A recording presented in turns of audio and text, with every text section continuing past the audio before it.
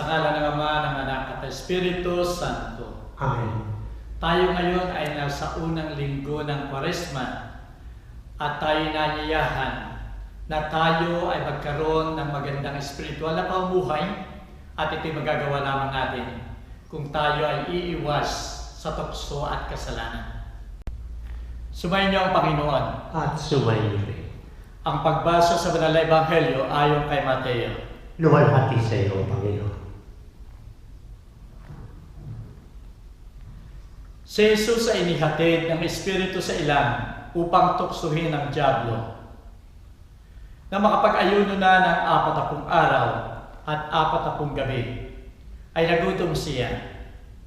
Kaya nilapitan siya ng mga manunukso at sinabi sa kanya, "Kung ikaw ang anak ng Diyos, ipag-utos mo na maging tinapay ang mga batong ito." Ngunit sumagot siya na ang wika.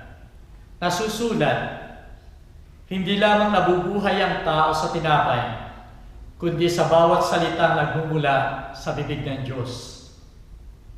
Na magkagayon ay dinala siya ng dyablo sa lungsod na banal at inilagay sa taluktok ng templo. Winika sa kanya, "Kung ikaw ang anak ng Diyos, magpatihulog ka, sapagkat nasusulat, ihahabilin ka niya sa kanyang mga anghel at aalayan ka ng kanilang mga kamay upang hindi ka matisod sa bato." Winika sa kanya ni Jesus, "Nasusulat din naman, huwag mong tutuksohin ang Panginoon mong Diyos." Dinala siya muli ng dyablo sa isang napakataas na bundok at ipinakita sa kanya ang lahat ng kaharian ng daigdig at ang kalakarangalan. At sinabi sa kanya, "Ang lahat ng ito ay ibibigay ko sa iyo kung ikaw ay magpapatira pa at sasamba sa akin."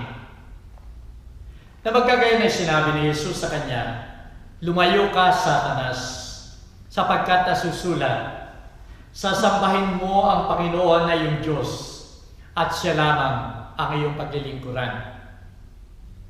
Iniwan siya pagkatapos ng dyablo at kapag daka ay nagsidating ang mga anghel upang paglingkuran siya. Ang salita ng Diyos. Purihin ka, O Kristo. Minamahal ko mga kapatid sa mananampalataya, minsan ay sumikat ang awitin ni Eva Eugenio, "O tukso, layuan mo ako." Ang misis na ito ay napakaganda sapagkat nasa paligid lagi natin ang tukso. At kung hindi tayo mag-iingat, tayo ay mahuhulog sa kasamaan, tayo mahuhulog sa kasalanan. Kaya dapat lagi natin isipin, banggitin, "Uy, sa buhay, o tukso, layuan mo ako." Minamahal ko mga kapatid, dapat sa simula pa lamang ng tukso ay dapat pigilin o kaya ay itigil upang huwag tayong mahulog sa napakalaking kasalanan.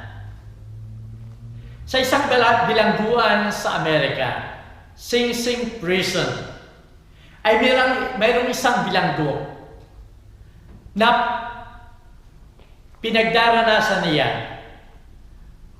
ang parusa ng kanyang kasalanan. Siya ay nakapatay ng pulis. Ilang sandali na lamang ay iupo siya doon sa electric chair.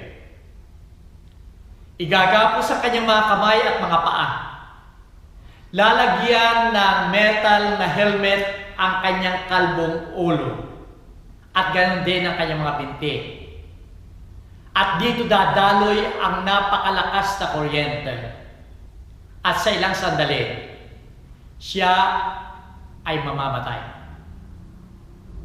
Subalit bago gawin ito, yung officer in charge ay kinausap yung bilanggo na yon. Mayroon ka bang habilin o pananalita bago mangyari ang lahat ng ito? tumigil sandali yung bilanggo.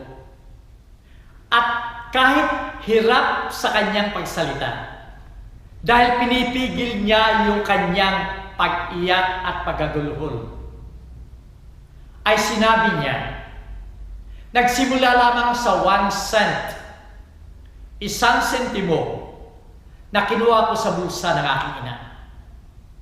Pagkatapos ko makuha yun, ay kumuha na ako ng 2 cents, $1, palaki ng palaki. At pagkatapos nito, hindi ako nagkasya sa bulsa ng aking ina, kundi ako ay kumuha pa ng mga bagay sa paaralan namin, sa school namin, sa tindahan, sa grocery, ay kumukuha ko na ako ng kung ano-anong bagay. Pagkatapos noon, kasama ng mga barkada ko, kami na ay nagnakaw ng malalaking bagay. Naloob na kami ng bahay. At dito nga sa huli, dahil lumalaki yung aming nakukuha at kami nasisiyahan, kami ay nagplano na looban yung isang bangko. At doon ko napatay ang pulis na yon. Humahagulhul siya, umiiyak siya. At pagkatapos ng kanyang pag-iyak, ang sambit niya, nagsimula lamang sa maliit na bagay. 1 cent ang lahat ng ito. Minamahal ko mga kapatid, halos ito ang lahat ng simula ng kwento ng mga krimen o kaya ay mga kasalanan. Nagsisimula sa maliit na bagay. 1 cent o kaya ay isang paghit-hit ng marijuana. Pagsimula, sense lamang sa sugal, na sinasabi nila, sense lamang naman ang simula ng aming labanan sa sugal O kaya simula ng pagnanasa sa kapwa. Simula ng pagmamalabis sa kapwa. Ang lahat ng ito'y nauwi kung hindi pipigilan sa adeksyon o kaya ay malaking kasalanan. Ang kailangan, minamahal ko mga kapatid lamang, ay sa simula ay dapat matigil ang lahat upang ito ay hindi mauwi sa tunay na kasalanan. Minamahal ko mga kapatid, sa linggong ito sa banal na ebanghelyo ngayon ay napakinggan natin 3 ulit na tinukso ang ating Panginoon at 3 ulit din niyang napagtagumpayan, nalampasan, napatigil ang tukso. Ang unang tukso sa kanya, espiritual, laban sa mga material na bagay. 40 araw, gutom na gutom siya. Pagod na pagod siya. At alam ito ng demonyo. Kaya sinasabi niya, kung ikaw ay gutom, gawin mong tinapay ang mga batong ito upang mayroon kang makain. Kayang-kaya yun ng ating Panginoon. Nagawa nga niyang pakainin ang 5,000 mga tao maliban sa mga babae at mga bata sa pamagitan ng ilang pirasong tinapay at isda.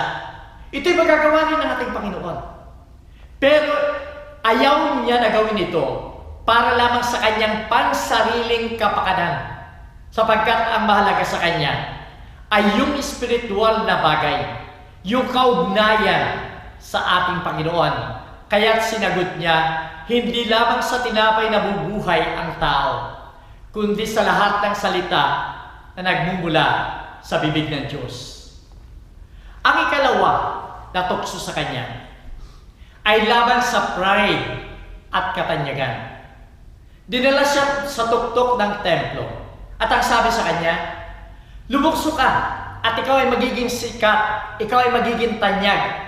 Anyway, ikaw naman ay liligtas ng mga anghel na ipapadala sa iyo ng ating Panginoon, ng iyong Ama kung ikaw nga ay Diyos.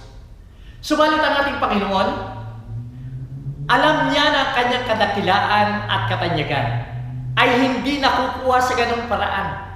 Para sa kanya, ang katanyagan ay yung humility, practice of humility, kababaang loob, kalinisan ng puso at kalooban. Doon nakukuha ang tunay na katanyagan. Ang ikatatlo na tukso sa ating Panginoon ay laban sa kapangyarihan, sa personal na ambisyon, sa karangyaan o kayamanan. Sinasabi ng demonyo, ibibigay ko ang lahat ng karangyaan ito sa iyo, ang lahat ng kapangyarihan ng daigdig, kung sasamba ka sa akin. Subalit anong ginawa ng ating Panginoon? Alam niya na ang tunay na kapangyarihan ay nanggagaling lamang sa Diyos at hindi sa kasamaan. Kaya ang sinasabi niya, ang sasambahin lamang ay ang Diyos at siya mong paglilingkuran. Minamahal kong mga kapatid, ang lahat ng ito'y napagtagumpayan ng ating Panginoon.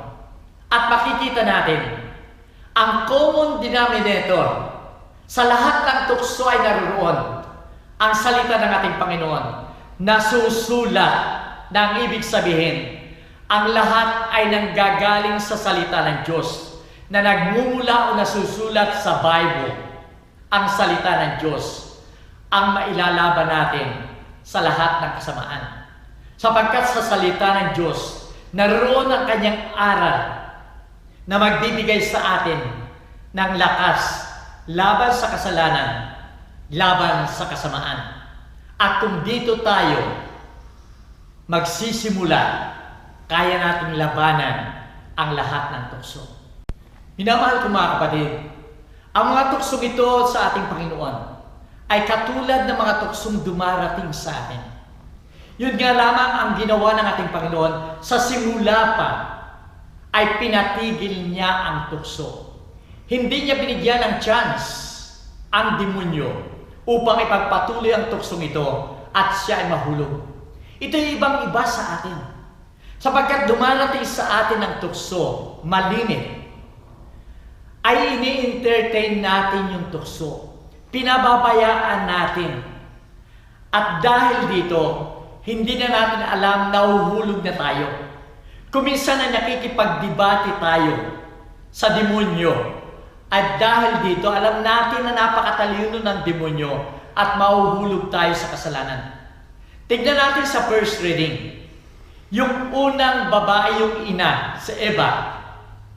Ang nangyari sa kanya, nakipagdebate siya, nakipag-usap siya, in-entertain niya yung demonyong yon. Kung kaya't sa bandang huli, siya ay nahulog sa kasalanan. Totoo nga minamahal ko mga kapatid, ang lahat ng tuksong ito ay nasa paligid natin. Spiritual labang sa material na bagay. Ilang ulit na napakinggan ko na naisasakripisyo ng mga tao ang spiritual sa material na bagay. Ilang ulit ko lang napakinggan, Father, hindi ako nakapagsimba sapagkat ako'y may trabaho. Ako'y may ginawa sa bahay. Ako ay busy sa dami ng trabaho sa amin. Ako kaya ay pumunta sa isang parte, kaya't nawalan ako ng panahon para pagsimba. Naipapalit yung spiritual, naipapalit yung material na bagay sa spiritual na bagay. Kung minsan ay nag-i-invite ako para sa retreat o kaya ay seminar, at malimit din ay mapakinggan ko, Father, hindi ako pwede dyan dahil busy ako, may gagawin ako, may pupuntahan ako, may trabaho ako. At ang pinakamasakit kung minsan napakinggan ay yung pagsasabi ng mga tao na pagkakapirahan ba yan? Dito na ang sukdulan ng tunay na pagkamaterialistic ng isang tao na halos ay sagutin ko, ako na magbibigay ng bayad sa trabaho mo sa weekend na yan, umaten ka lamang ng spiritual na activity na ito. Kapangyarihan na kung minsan, pag nagkakaroon ng kapangyarihan o karangyaan ang isang tao, nakakalimutan nilang tumulong sa kanilang kapwa. At ang intensyon pa nila, mapalago yung kapangyarihan, mapalago yung kayamanan. At ang pinakamasakit, pag naroon na sa kanila ang kayamanan at kapangyarihan, doon sila nang aapi, doon sila nagmamalabis sa kanilang kapwa. Katanyagan. Marami na ang naging tanyag. At pag sa kabila ng kanilang katanyagan, nakakalimutan nila yung kababaang loob na siyang tanda talaga ng tunay na katanyagan. Minamahal ko mga kapatid, sa panahong ito ng Kwaresma, ay tignan natin ang ating sarili. Kwaresma dapat panalangin, pag-aayuno, at pagtulong sa kapwa. Tignan natin sa mga bagay na ito. Sa ating reflection, tignan natin kung gaano tayo kalakas sa harap ng tukso. Maaaring makita natin na tayo maging mahina sa harap ng mga tuksong ito. At dito ay nangangailangan tayo lagi ng tulong ng ating Panginoon. Maaaring makita natin tayo mahina, kaya tayo ay dapat magpakumbaba at laging humingi ng tulong at pakikiisa ng ating Panginoon. Maaaring makita natin sa panahon ito na ang kasalanan o ang demonyo, ang kasamaan, ay tunay na napakalakas. Kaya kailangan lagi natin ang proteksyon na nanggagaling sa Diyos. At sa panahon ito ay maaaring makita natin na at mabigyan natin ng pagkakataon na tayo ay dapat palakasin natin ang katapatan sa ating Panginoon upang tayo makapabuhay na tunay na Kristiyano at tagasunod ng ating Diyos Ama sa kalangitan. Minamahal ko mga kapatid, samahan natin sa mga araw na ito ang ating Panginoon na tagapagligtas natin, na nakiisa sa atin bilang isang tao, kasama ang karanasan na siya ay tuksuhin. Subalit nagawa niya na lampasan ito, at dito yung papatunay na kaya niya tayong iligtas sa lahat ng kasamaan at kasalanan, sapagkat nasa Kanya ang kapangyarihan ng Kanyang Ama. Tayo rin, minamahal ko mga kapatid, kaya nating malampasan ang lahat ng tukso kung kasama natin si Kristo. Sumayin niyo, Panginoon. At sumainyo rin. Minamahal ko mga kapatid, sana sa panahon ito ng Kwaresma ay makiisa tayo sa paghihirap, kamatayan, at ganoon din sa muling pagkabuhay ng ating Panginoon. At ito'y magagawa natin sa pamamagitan ng ating mga panalangin